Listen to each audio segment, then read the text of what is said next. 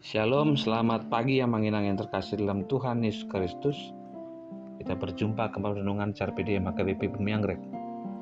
Sebelum kita merenungkan firman Tuhan, kita bernyanyi dari buku Ende nomor 238 ayat 1 dan 7.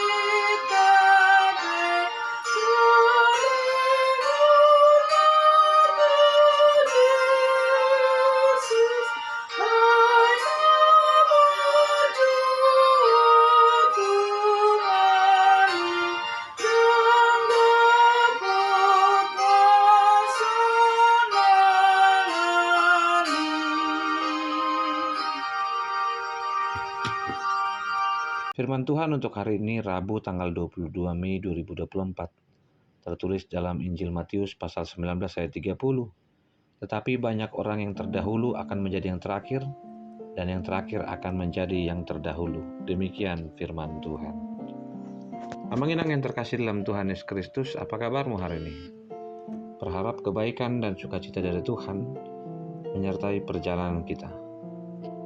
Saya teringat dengan sebuah harapan di tengah pergumulan seorang yang menginginkan menjadi yang terdahulu. Mereka berawal dari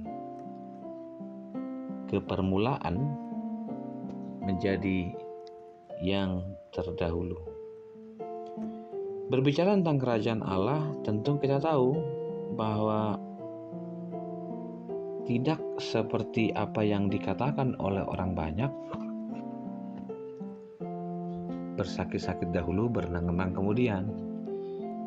Saya pikir tidak menjadi sebuah landasan dalam firman Tuhan, karena firman Tuhan ini mengacu pada konteks di mana ada orang kaya yang tidak mau menjual segala miliknya dan memberikannya kepada orang miskin. Yesus sedang mengulas tentang kesulitan yang dialami setiap orang kaya yang mencoba memasuki kerajaan Allah. Setidaknya, kalau bukan orang kaya, tidak meninggalkan sesuatu untuk meniadakan imannya. Ucapan yang disampaikan dalam Injil Matius mengarah kepada sebuah pola bahwa yang terakhir bisa menjadi yang utama jika ia dipersiapkan dan diberkati oleh Tuhan. Untuk menjadi seorang hamba, tentunya kita belajar dari seorang yang disebut Yusuf. Ia adalah orang yang tidak dipandang, namun ia mempunyai prinsip bahwa dia diberkati oleh Tuhan. Ia tahu dan dia sadar bahwa perubahan besar akan terjadi jika ia setia dalam pertandingan. Kita melihat di seluruh Alkitab bahwa cara kerja dunia suatu hari nanti akan berubah, sehingga kita menemukan nasihat dalam Alkitab. Cara mengikuti dunia ini tentu berbeda dari kerajaan Allah. Bukan membedakan, tapi memang keduanya berbeda. Hidup dalam kemuliaan Tuhan bukan mempromosikan selain Tuhan. Jika Matius mengarahkan kita berdoa, berarti kita tahu bahwa Tuhan menginginkan kita untuk menanti perubahan. Dari yang kecil menjadi yang besar.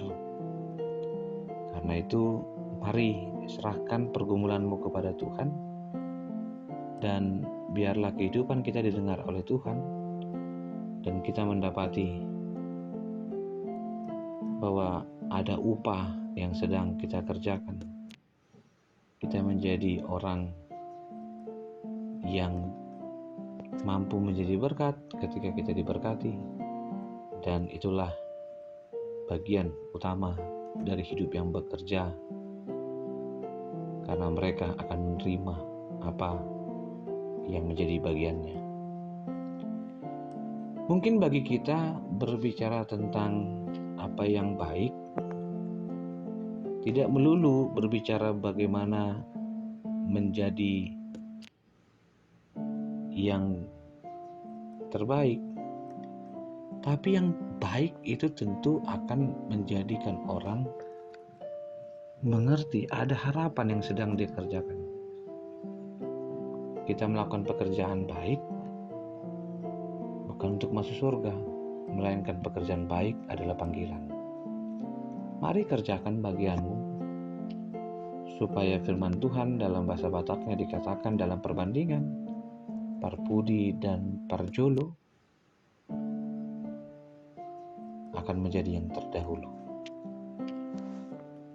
Berikan kesempatan bagimu untuk dipakai Tuhan, dan kita mengerjakan semuanya, karena itu adalah pekerjaan baik yang sudah dianugerahkan Tuhan sebagai orang-orang yang penuh dan dipenuhi oleh Roh Kudus. Selamat bekerja, selamat bersaksi. Tuhan memberkati kita senantiasa. Terima kasih Tuhan untuk hari ini. Kami boleh belajar dari firman Tuhan yang mengajarkan kerendahan hati dan kesetiaan. Tentu karena kami mengenal firman Tuhan, dan kami diajak untuk berjuang menyenangkan Tuhan. Terpujilah Kristus yang memberkati kami. Kasih anugerah dari Kristus Yesus, kasih dari Allah Bapa, dan persekutuan dalam Roh Kudus memberkatimu dan menyertaimu. Amin.